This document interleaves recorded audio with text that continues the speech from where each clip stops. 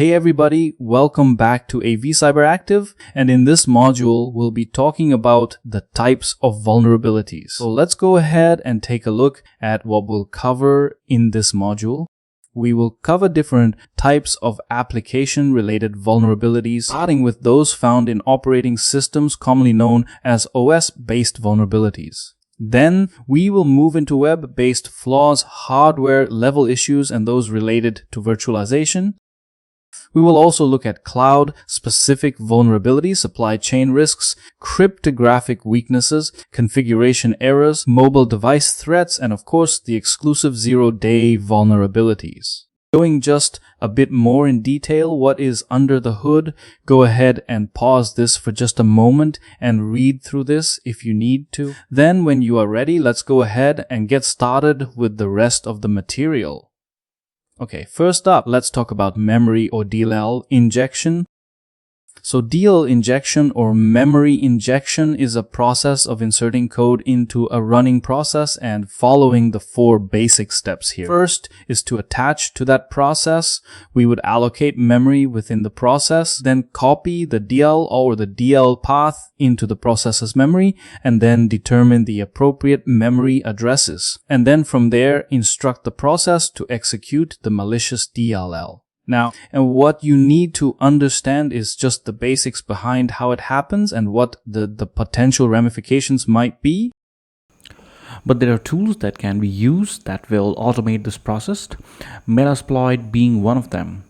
You could build your own sandbox environment in a virtual machine to try to what I'm going to show you right next.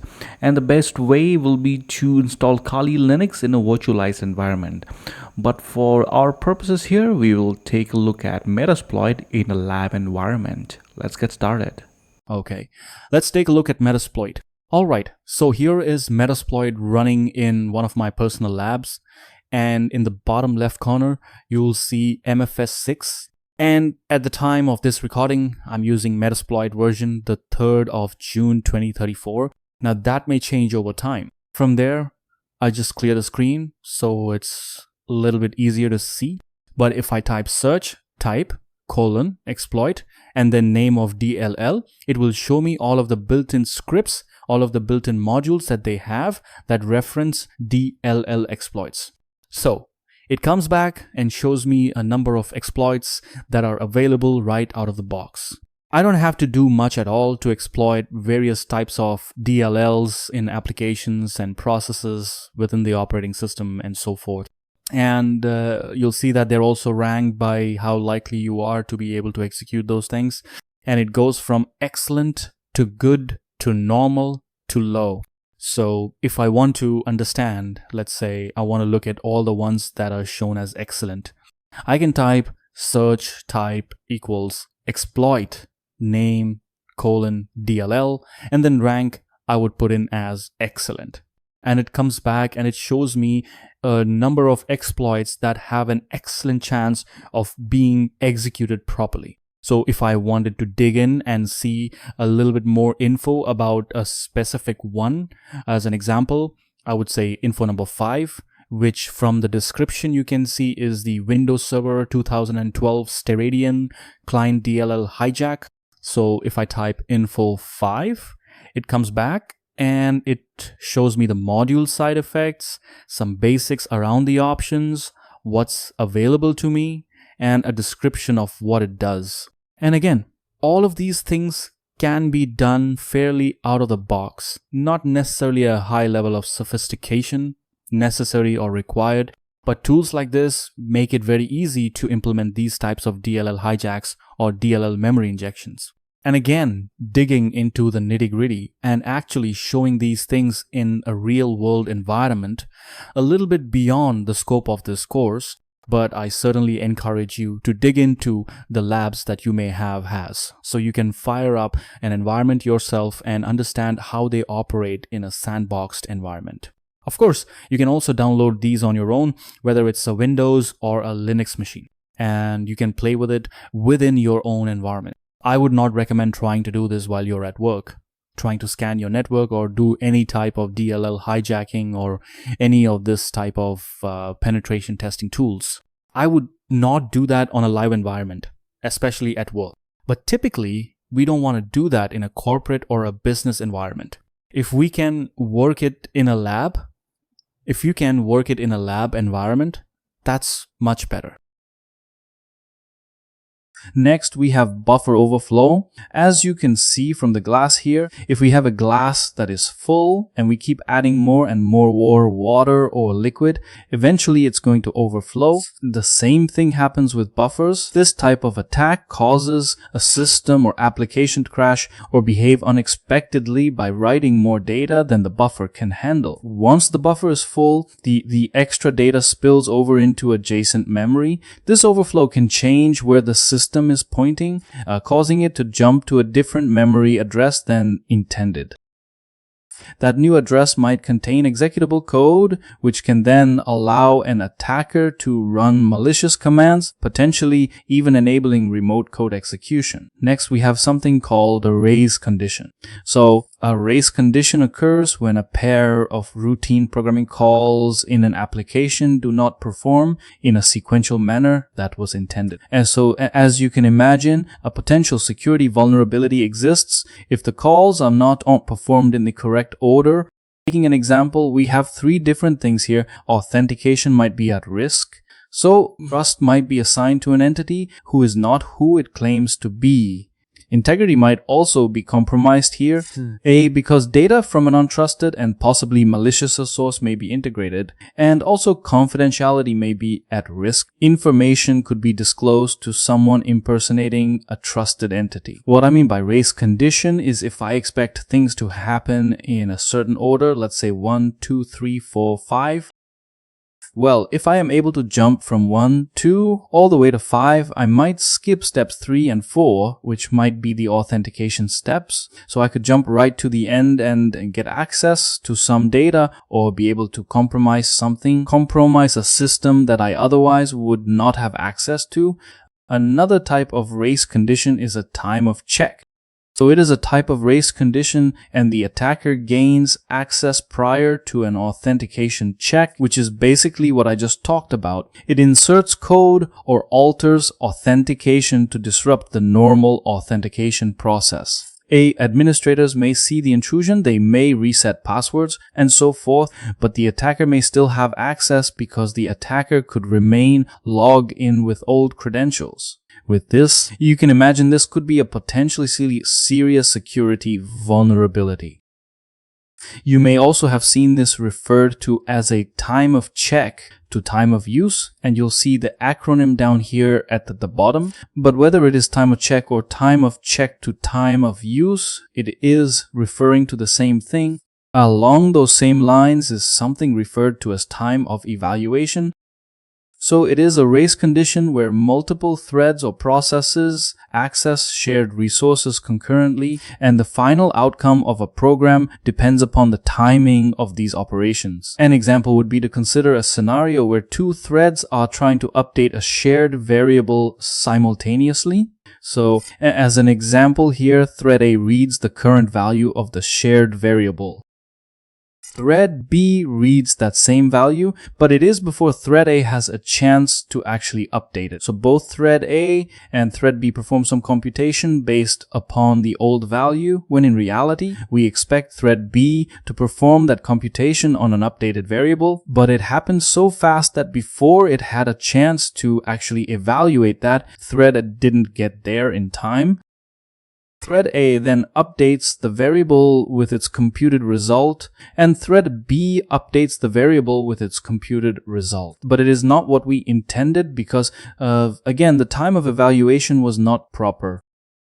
Now, some additional vulnerability considerations, like we have malicious updates, where an attacker manages to compromise a legitimate software update or a distribution mechanism to inject malicious code or malware into a trusted piece of software.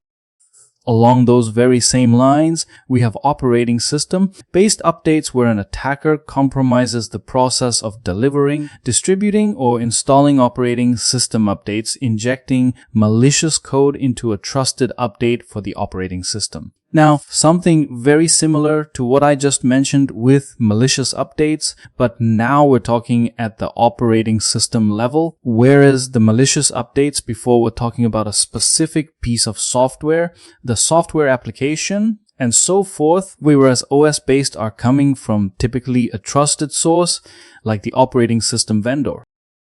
Now let's take a look at a specific attack scenario. So here we have an attacker who has her eyes set on a vendor or an OS manufacturer, and that OS manufacturer has a distribution channel which they then push out updates and so forth to various devices, server, a desktop, a thin client, laptop, mobile device, etc. These devices are expecting to get updates from a distribution channel, and they think that that distribution channel is a trusted source. That attacker introduces malware into that vendor or OS manufacturer's infrastructure. Once compromised, that malicious code then finds its way into the distribution channel. From there, as those updates are getting pushed to the intended targets, which are now victims, those updates or those malicious updates get pushed to those target devices as well, and boom. At this point, they're all compromised, even though they believe they're getting their updates from a trusted source. Okay, next, let's look at cross-site scripting or XSS, and these are techniques that can be used to hijack sessions. So they can be non-persistent, coming in things like emails, blog posts, and so forth. Or they could be persistent, server-based, where an attacker doesn't need to actively target a user. Think of infecting a website, and then when a user visits that website. Going into a little more detail, a non-persistent is a specially crafted URL that is sent in an email, an instant message, a blog post, and so forth. Then we have document object model or DOM-based, and that can be non-persistent and can be used to hijack sessions. And then we have persistent, and that is server-based and can execute on a victim's PC by visiting an infected site. So if we look at this in a little more detail, here we have a cross-site scripting example. And here up top, you see we have an attacker, a user's browser, the malicious script, the attacker server, and then a legitimate server. So cross-site scripting via email. Well, the attacker will construct a malicious link and send that in an email to a user. He then emails the URL to the victim and convinces them somehow to click on that link, right? Now the email and contains that malicious link, and victim is convinced via some method to click on it. Once they do, they request the page from the legitimate web server so that your URL is sent to the legitimate site along with a malicious code that then executes in the victim's web browser. From there, the web page is returned with that malicious script, and then the attacker could then issue additional requests to that legitimate server, post data to that server, and so forth. They can run some type of script and do other things in the context of the user, whether that might be stealing credentials, authorizing a payment, or something that the user is unaware of, such as an unauthorized request. The unauthorized request is then issued on the user's behalf without them knowing it, right? And the user is unaware of that request. Again, it could be making a payment, purchasing something online, stealing credentials, could be stealing cryptocurrency or banking information, and so forth. Now, SQL or structured query language is how we interact with and program databases. It's how we actually query a database and get data back out of that database. Modifying as SQL query that's passed to a web application, a SQL server, and so forth. By adding code into a data stream by using specially crafted as SQL queries, we can bypass login screens, and vulnerable websites can also return usernames, passwords, and so forth with the right SQL injection technique used. We will do a quick demo of that in just a moment, and in doing so, we can cause an application to throw an error and crash, basically allowing an attacker remote access to that web server or at least access to information from within that server like usernames, passwords, credit card information if it's not stored properly. Now let's have a quick look at an SQL injection demonstration here. Firing up a Firefox browser in my lab. And then, from there, there's a ready-made website that has some vulnerabilities kind of built in to kind of illustrate some of the things we're talking about, right? SQL injection being one of those. Now I'll type in 172.31.24.40. It will bring up the demo website. And then once the website loads, we'll just go ahead and close the initial welcome screen. And from there, we can see that we have an account. We can log into that site. And then there's a number of vulnerabilities that we could be looking at. Again, just a quick demo to illustrate a SQL injection concept. Now, if I hit F12 to bring up my developer toolbar, and I have it docked to the right here. So if I go ahead and click on login, again, I will use test@test.com with the password of test, and then I hit login. So if I look on the network tab here, and I click on login, it shows me some information about the login request that was sent to that website. If I click on the response, it'll say invalid email or password.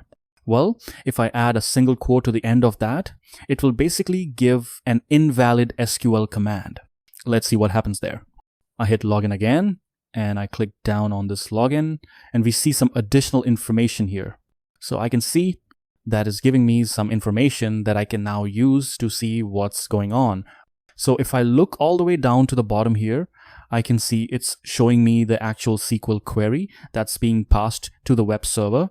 So select star from users where email equals test to test and password equals this hashed password, and delete it is at null. So if I go ahead and just take that out a little bit further and say, okay, I passed an invalid command, and now I know it's giving me back some information that it really shouldn't.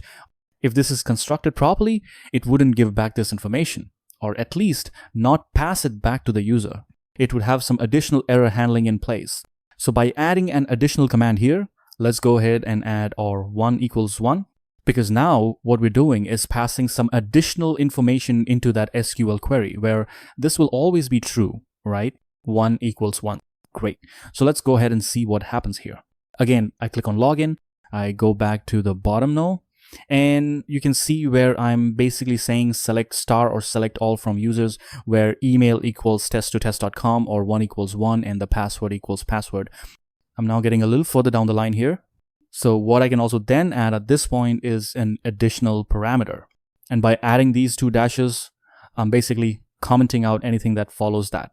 Now just basically adding in these two dashes, which would be passing the SQL query, it would have the two dashes here.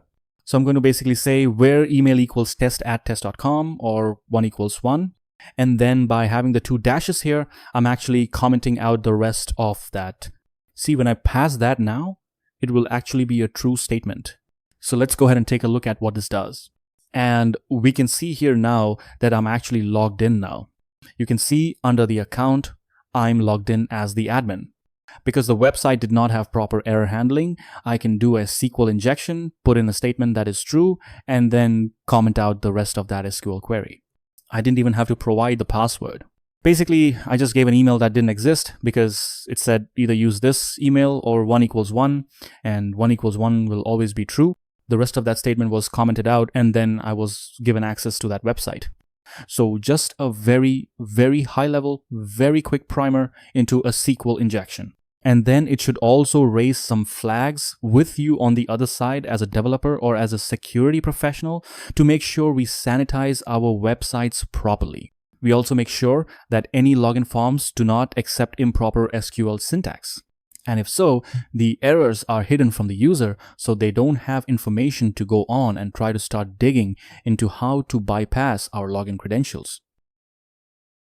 Okay, next let's talk about hardware vulnerabilities and a few things to be aware of here. First, we have firmware. Firmware is code or software that runs hardware on our system, typically chipsets and things that are kind of under the hood. So firmware is definitely an attack surface for hackers, and older platforms often will have bugs and vulnerabilities that don't have patches or updates readily available. In other words, they're so old, they're not patching it anymore. Most of firmware can often be overlooked, and it's also an easy attack vector. So again, software, operating systems, and these are always kind of top of mind to people, right? We need to patch patch our applications, we need to update our agents, we need to update our operating systems, but firmware, unfortunately, sometimes gets forgotten about or left by the wayside, and those things do not get updated as often as they should, or at least they potentially not as often as they should. And again, every time we neglect things or forget to update things, we're introducing risk into the environment.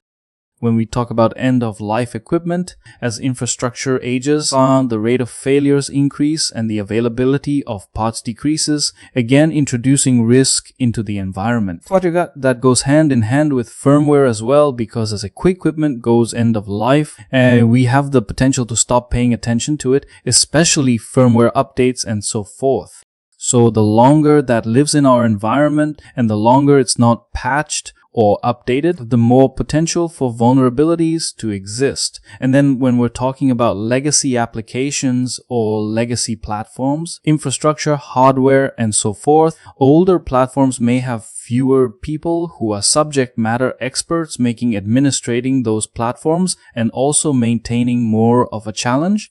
So legacy could also mean something that's being replaced, not necessarily old. So we could have bought a system or a piece of hardware and after a year or two decide to go in a different direction, but that is now legacy, even though it's not necessarily that old, but we're going to be replacing it. So as soon as something gets the moniker of legacy attached to it, sometimes we forget to update it, or we think, we don't need to update that because we're going to be replacing it in a very short period of time, and that short period of time, which we initially thought may have been days or weeks, could turn into months or even years. And during that time period, if we're not patching that hardware, updating the agents or firmware and so forth, again, introducing a risk into the environment. Okay, next let's talk about VM escape. Now VM or virtual machine is an attack that enables an attacker to actually escape out of their VM, kind of like breaking out of jail, and access resources on the host. So as you know, with VM, we have basically guests and hosts. The host would be the actual physical server, and then the guests are the VM that reside on that server. So a VM escape could potentially interact with the host server and other VM guests being hosted on that server. Only potential security risks include a complete compromise of that entire system. So it's very, very serious. It could result in data theft. It could result in control over the host. We could exfiltrate data, observe what's going on, and so forth. We could elevate privileges and do things we typically wouldn't be able to do.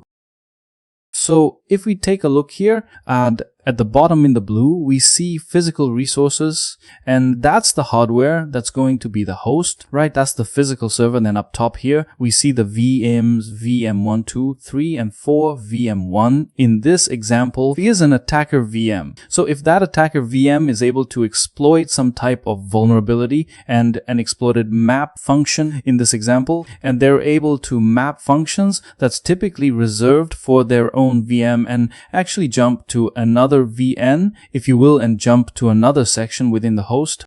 Now in doing so, they're actually able to access other VMs on that host. So they could jump from one side to the other, from one hypervisor to another, jump out and access resources on a specific host or all hosts depending upon the exploit and how much has been compromised. So this is a very serious security vulnerability, as you can imagine. Luckily, these things are patched pretty quickly and not all that common, but you need to understand that they exist. And when we're talking about VM infrastructure, some companies have dozens, some have hundreds, some have thousands of servers and thousands of VMs, so the potential for VM escape could be very far-reaching.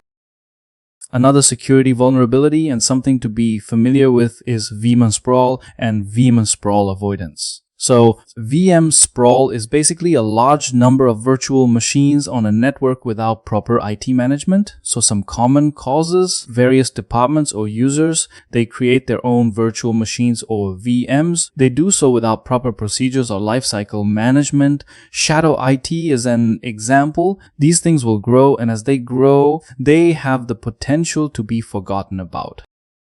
And if they're just left running, they're not being patched, they're not being monitored. Again, as you can imagine, that introduces security vulnerabilities into the environment. So, some ways to mitigate this. Now we need to make sure we define virtual machine policy. Strict IT policies will help, right? We need policies around resource allocation and use, which helps ensure standardization and also awareness of assets.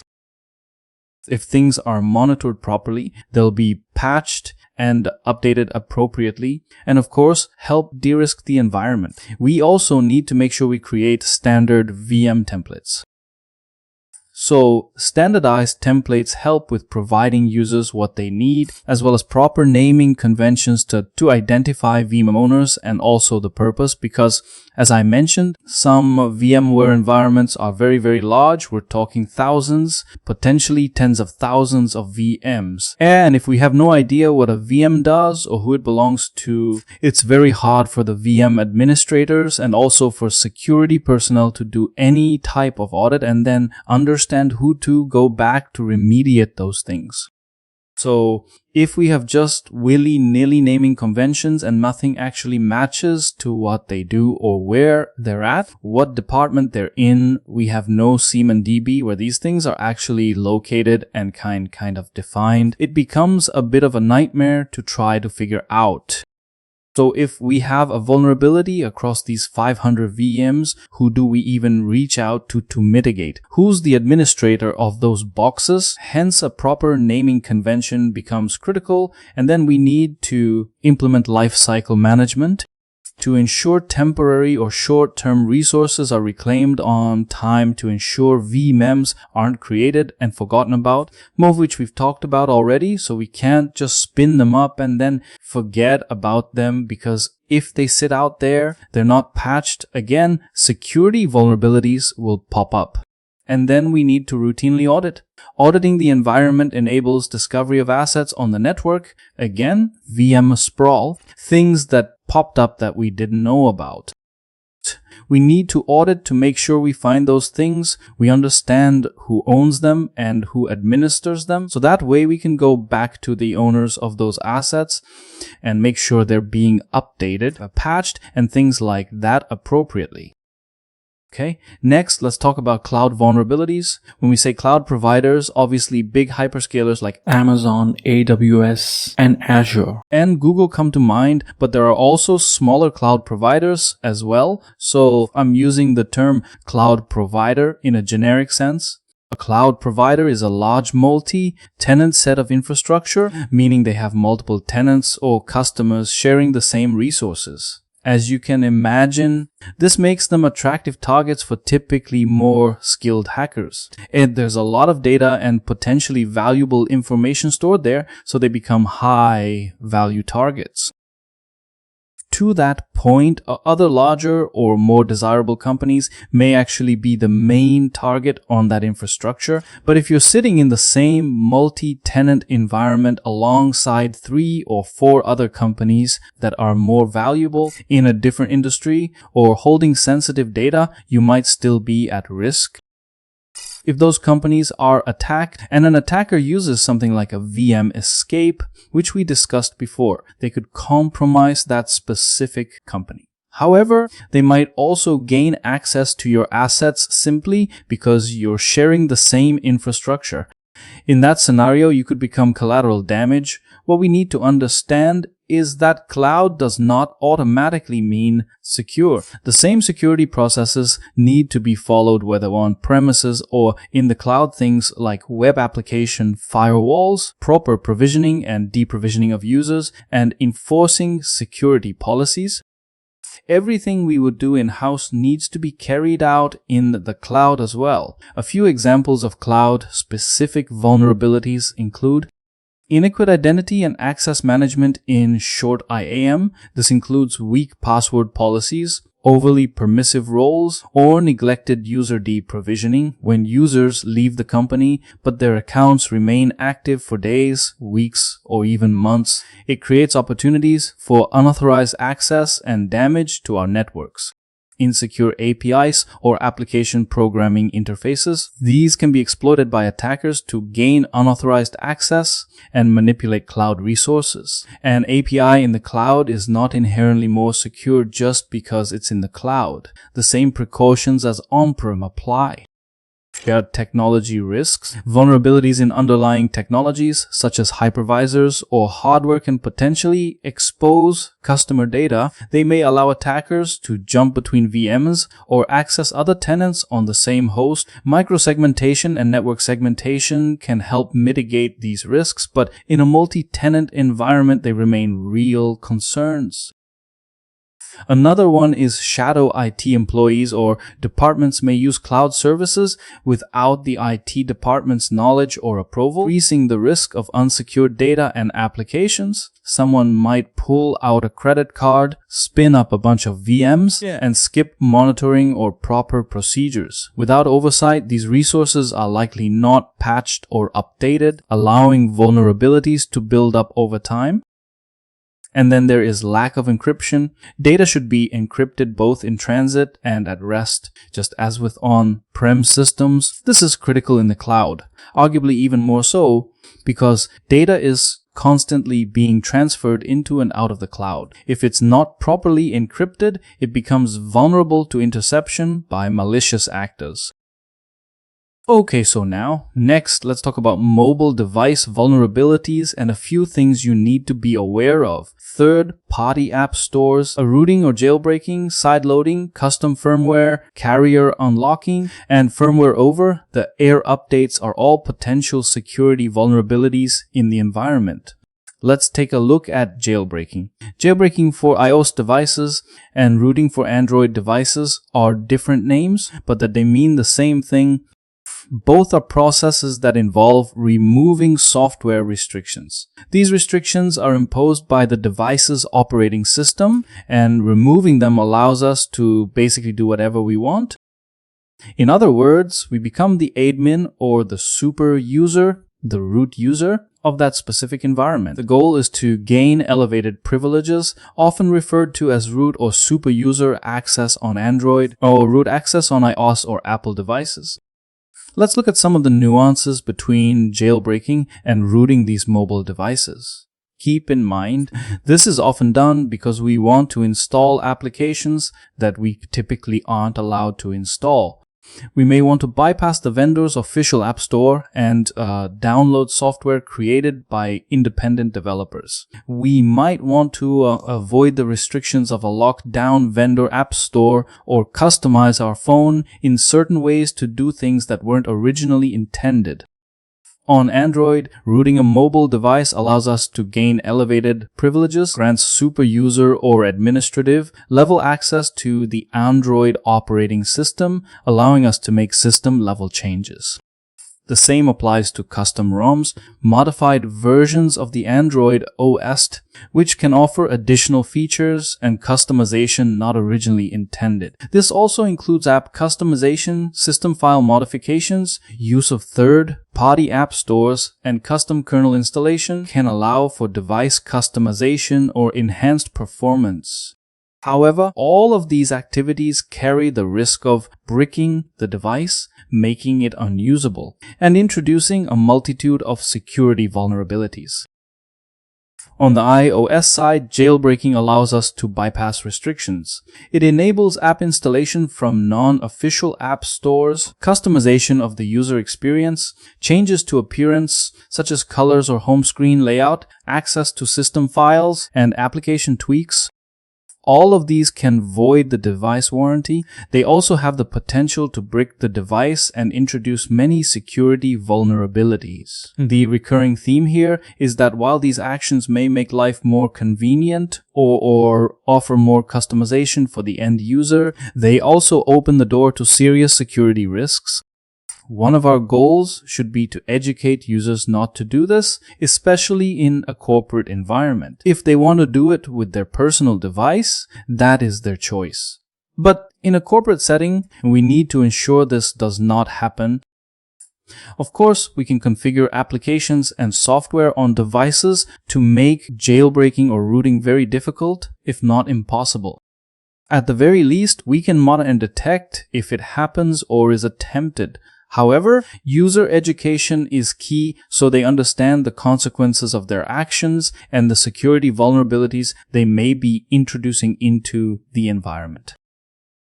And then lastly, we have new threats and 0 days. We have governments and nation states, organized crime groups and hacking groups, and then hacktivists or script kiddies, also known today as unskilled attackers. Now understand that 0 days can vary greatly depending on who is using them. They range from very sophisticated and extremely expensive all the way down to unsophisticated and inexpensive. When I say 0 day, I mean a vulnerability that has been discovered for which there is no fix. Some 0 days are extremely valuable and highly complex. Governments, nation states, and very skilled hacking groups will hoard these and keep them in their toolbox, so to speak. These vulnerabilities are often sold on the dark web, sometimes for millions of dollars. They are very complex, and many nations will hold on to them rather than disclose their existence so they can use them when needed. Organized crime groups and hacking groups tend to operate somewhere in the middle in terms of sophistication and cost. On the other hand, hacktivists and unskilled actors operate on the lower, less sophisticated end of the scale. The main point remains, 0 days are extremely problematic because they exist without an available fix. It may take hours, days, weeks, or even months before a fix is developed and a patch is released to the general public. And during that time, hundreds, thousands, tens of thousands, or even millions of systems could be infected and impacted by these vulnerabilities. Okay, so that wraps up this module. We talked about the various types of vulnerabilities. I hope you found this module informative. Please stick around because next we'll be talking about analyzing the indicators of malicious activity. And you absolutely should share this video. See you in the next module.